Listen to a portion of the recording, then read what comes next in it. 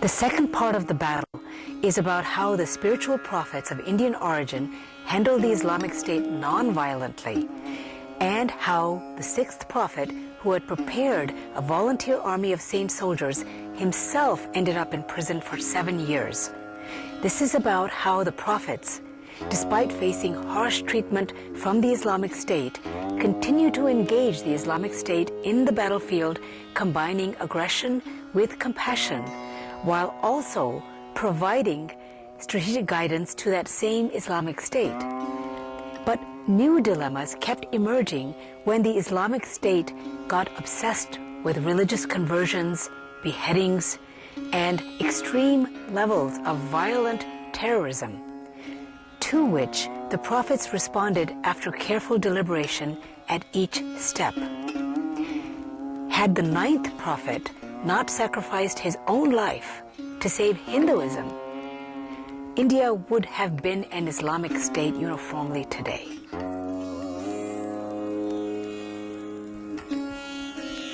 One of the surest ways for the prophets to consolidate their gains was to practice universal brotherhood towards the Islamic State whenever appropriate, and it never went in vain. The Islamic State would keep a close eye on the Prophet's whereabouts. The speculation about the loyalty of his followers would burst a dam. See the eye-shaped architecture at the top? Here, a Muslim sheikh blinded his eyes voluntarily so that he could take an oath before a Mughal ruler that he did not see the Prophet in that town. Here, the same blind man is sitting with the Prophet in deep appreciation.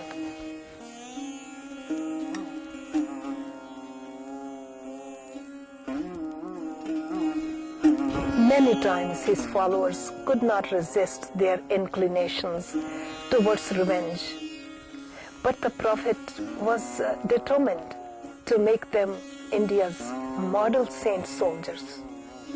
In one instance, when the Prophet built a mosque in the newly founded town of Hargobindpur to convey the message of equal respect for all religions, some of his followers displayed angry outbursts because the mosque belonged to the leaders who were fanatics and who were well known for contributing to the non-secular policy of the Islamic State.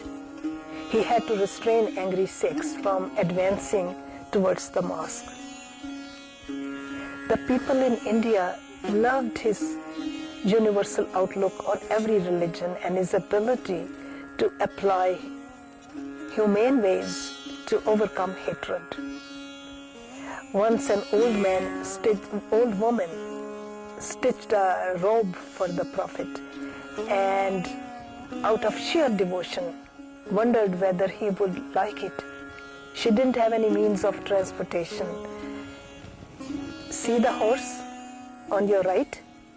The Prophet rode to Srinagar on his horse, knocked at her house on left, and asked for the robe himself.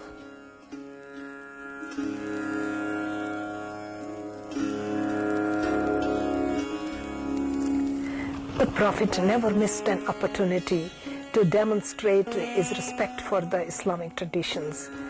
Once he saw an abandoned child on the road, he appeared to have been born with teeth. It turned out that his birth was considered to be bad omen for the family. So his Muslim parents discarded him, and the Prophet found the child on the pavement. He picked him up, cleaned him, bathed him, and called him Sutra, meaning neat, clean, and acceptable child. See how the Prophet is holding the baby in his hand? The Prophet raised the child with Muslim traditions and named him Sutra Shah.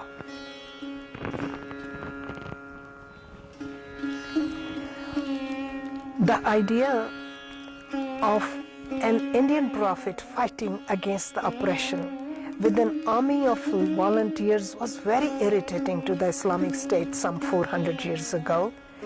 The Prophet stayed at this place before meeting the emperor, who ordered to incarcerate him in the Gwalior prison located in the central part of India.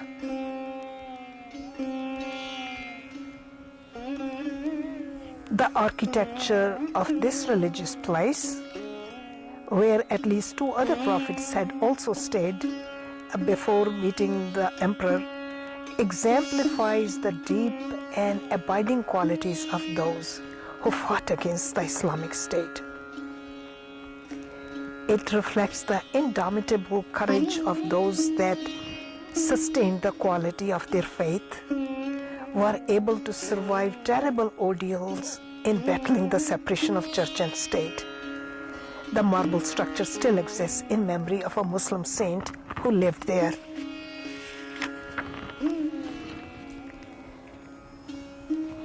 The 6th prophet was taken into custody into the prison where several Hindu political prisoners were also incarcerated. The prolonged detention of the prophet devastated his followers. They sang religious hymns in the early hours of every morning to keep up their spirits high. The enterprising people would visit the fort. The head priest would lead a band of followers to the fort and return after taking a tour of the fort where the prophet was incarcerated.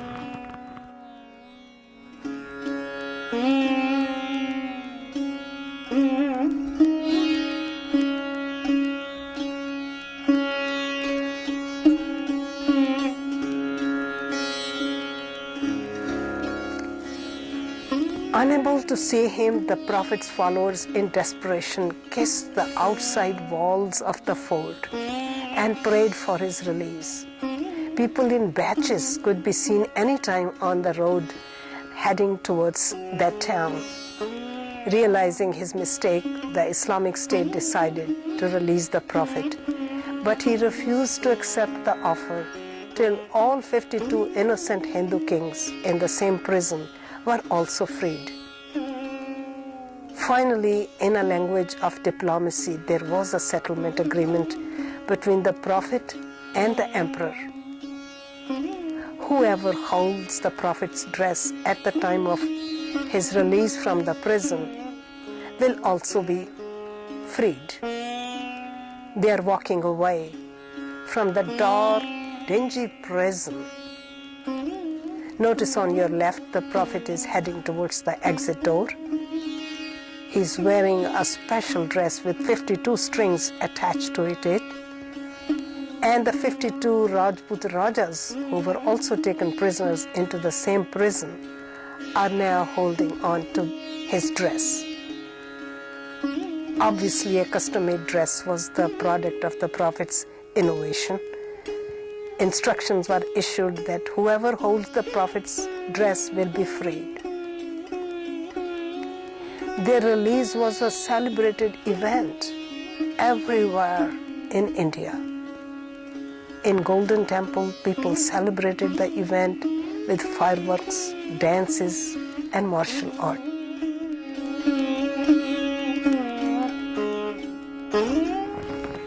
The emperor who had incarcerated the 6th prophet came into the Golden Temple, not only to relieve his guilt, but also to express his deep appreciation for universal brotherhood. The historical sources say the emperor was alcoholic and at the instigation of his upper caste counselors would become easily suspicious of those who were popular with the general masses. He listened quietly to devotional songs and got engrossed for a long time, mesmerized by the universal brotherhood philosophy. The emperor's wife, Noor Jahan, on your left with a gold-studded umbrella, also became a follower of the 6th prophet and asked for his blessings. The prophet is counseling her to stay away from excessive worldly pursuits and instead try to comprehend spiritual meanings of life. After his release from the prison, the Prophet stayed with the Islamic State Emperor for 3 months, and they both established a healthy mutual relationship. In fact, the Prophet was allowed to maintain a personal bodyguard, but the goodwill with the Islamic State did not last long. When the emperor died, his successor was more inclined towards the Muslim fundamentalists. So he ordered to destroy all Hindu temples or schools which were incomplete or under construction. Actually, he converted some of them into mosques.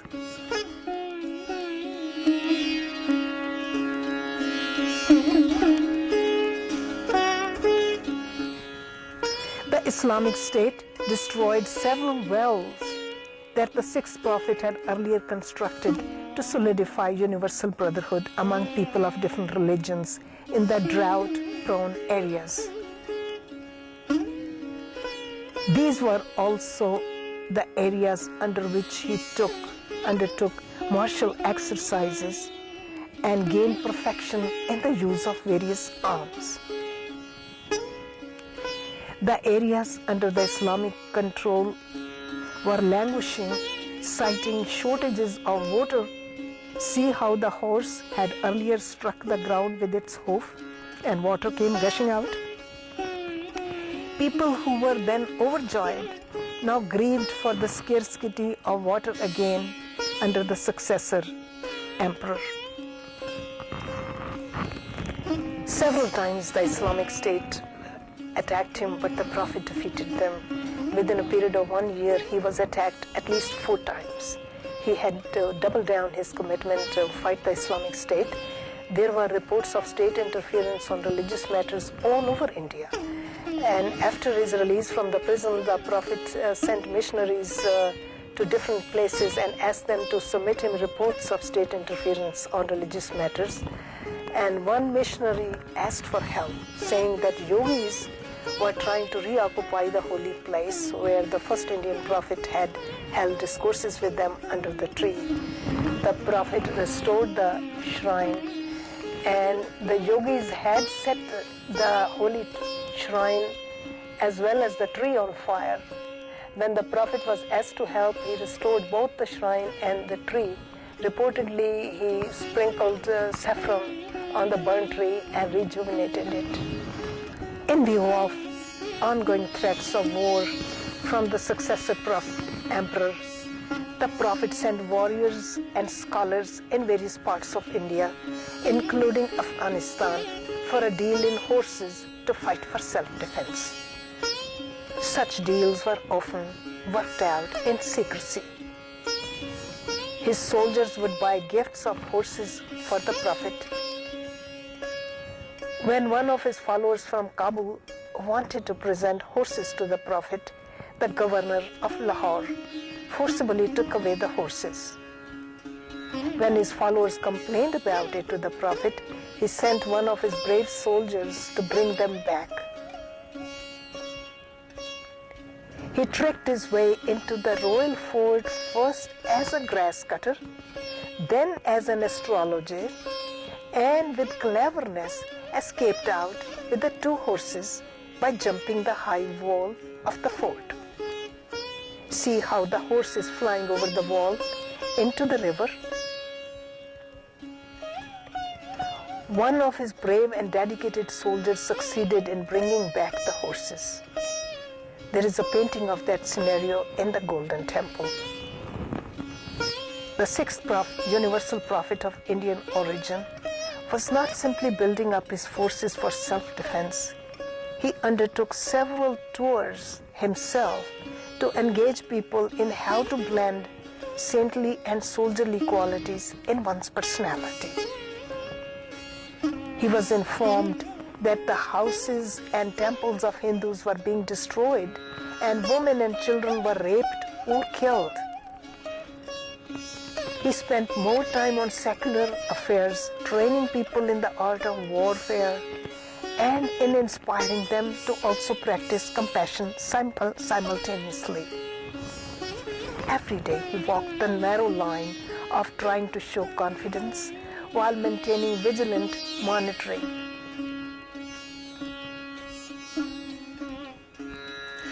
To unify and synthesize two irreconcilable religions, he had to travel all over India, including Kashmir. The memorable monuments of worship were later built to mark historic associations. It was not easy to inspire a common man to become a soldier to fight for the enemy. Once a prominent man in Gujarat wondered about the temporal and celestial powers of the Prophet. He questioned the Prophet's transition from peace to war. In that context, he asked the Prophet directly, "You have a woman, you have children, you live in a palace, you wear two swords. How can you remain spiritual?" And the Prophet said, "A wife is man's conscience. His children perpetuate his memory. Wealth enables him to live. Arms are needed to destroy the tyrants. But why do you wear weapons?" he asked. The Prophet replied, "The weapons are for the protection of the poor and for defending one's own dignity when all other informal and formal methods to protect and defend have failed." The Prophet had a similar encounter with another spiritual guide near Kashmir who expressed doubts on seeing the Prophet wearing two swords. And the spiritual guide was saying that he could not believe that he was a warrior, that the Prophet was a warrior. The Prophet convinced him that the weapons were for the protection of poor. His armed strength remained intact, although his emphasis now was more on the missionary work. Towards the end of his leadership, the Islamic State became somewhat tolerant of other faiths. Religious places for Hindus and Sikhs began to be built, some with historic associations, others to satisfy people's urge to honor their religions through important milestones.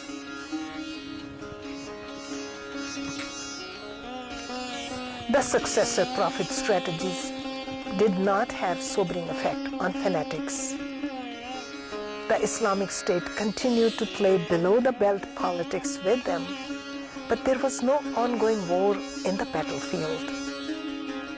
Many times, the prophets responded to fundamentalists with compassion. The 8th universal prophet of Indian origin opened a clinic where free medicine was given irrespective of the religion or caste. The Prophet sent the medicine for treatment of Muslim emperor's son from Kiratpur, and he recovered completely. It was the same emperor who had ordered to destroy all temples which were incomplete or were under construction, and who had converted Hindu temples into Muslim mosques. When there was an epidemic in New Delhi, the 8th prophet offered relief to people of all religions. The Muslim population was impressed with the prophet's generosity and his love for universal brotherhood. Still, the Islamic State sent its armies against him 4 times.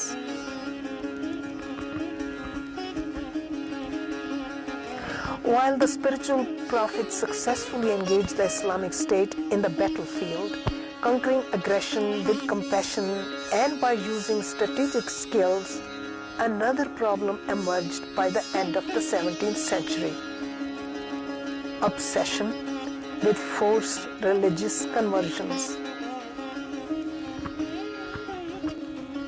He issued orders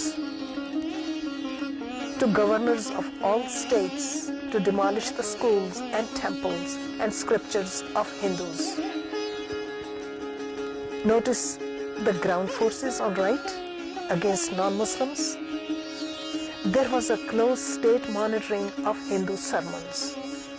Despite the enormous impediments, the ninth prophet provided strategic guidance to the state and used peaceful strategies to reconcile state disputes.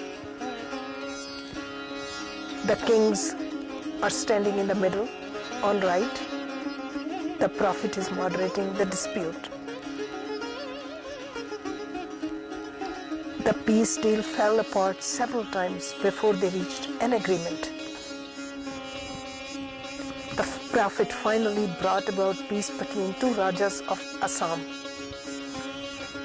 In the end, the fighting forces of both Rajas erected a monument of peace with their weapons and demonstrated to the public that hatred divides and love unites. He said that most state disputes could be settled through mutual discussions and peaceful negotiations. The Islamic State continued to use force to convert Hindu leaders to Islam. A delegation of 500 Hindus of all schools and centers were telling their tales of torture and suffering at the hands of the Islamic State that was forcing them to give up their own religion to accept Islam. See the prophet's little child sitting next to him? He's telling his father, who else than you can have the courage and wisdom to save Hindus from such a fate? The brutal Islamic State attempted to solidify its control all over India through forced religious conversions. Like the earlier prophets, the ninth prophet handled the Islamic State peacefully. Numerous mass killings of the prophet's followers occurred.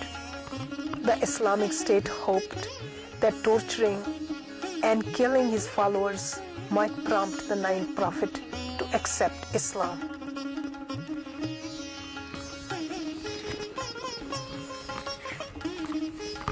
The ninth prophet refused to accept Islam.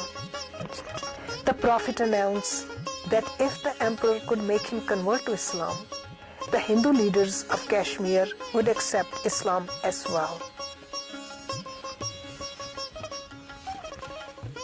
He was in deep thoughts, wondering that if he accepted Islam, Hinduism would be wiped out of India.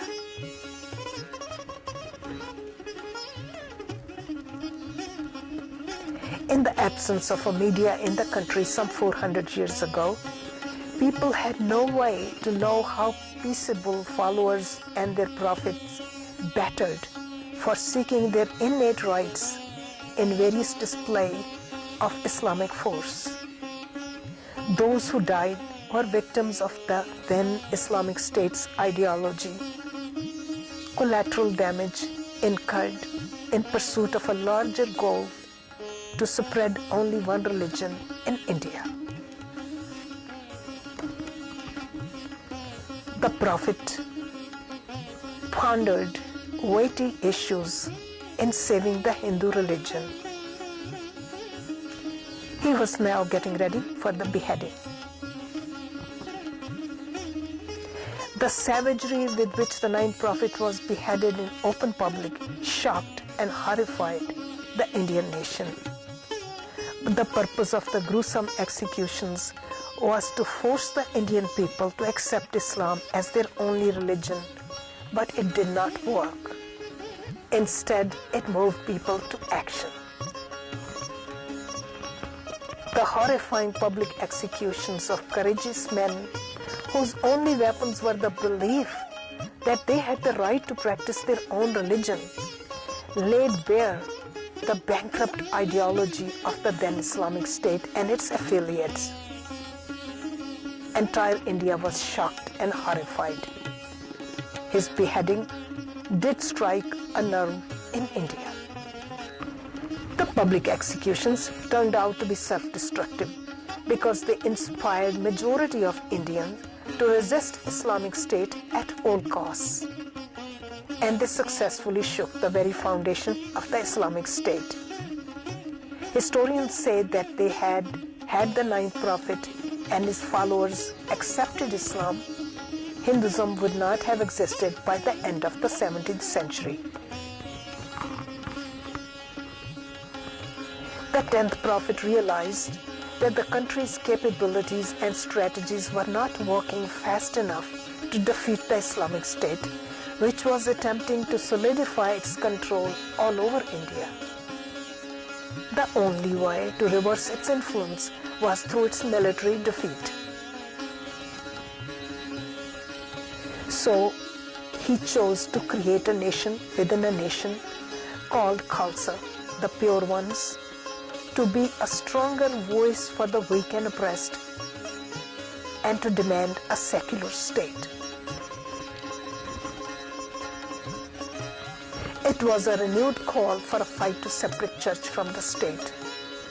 The sixth prophet had already initiated the concept of a saint and soldier.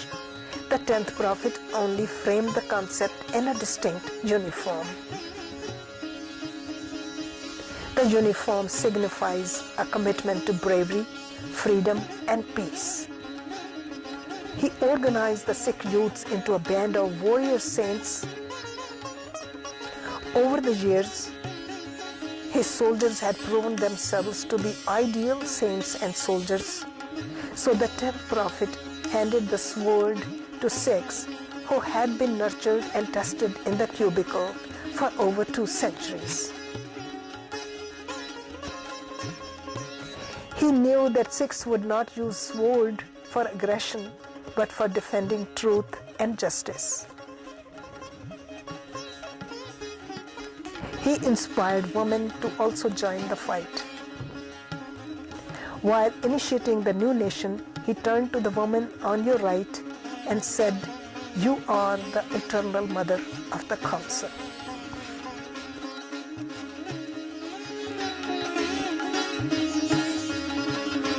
The Islamic State was quick to engineer genocides of this newly created nation. The sobering truth was that the Islamic State also had picked up popular support and the allegiance of other militants in neighboring states.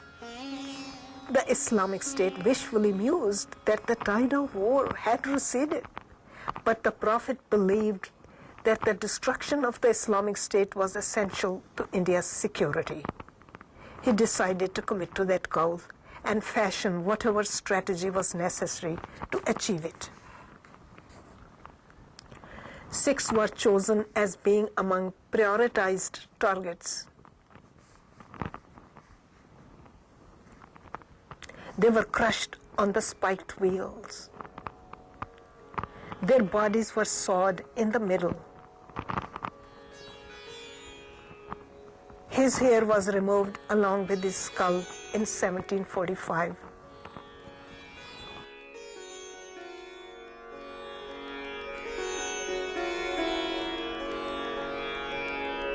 If you have any question, comment or suggestion on this program, please send us an email at mschawla@hotmail.com or write to us at 1011 Salt Meadow Lane, McLean, Virginia 22101. You can also access these TV programs and the radio programs archived on the internet at your own time on the internet at our page www.passionfortruthtv.com. Please watch these TV programs every week at the same station and at the same time, and send your comments to mschawla@hotmail.com.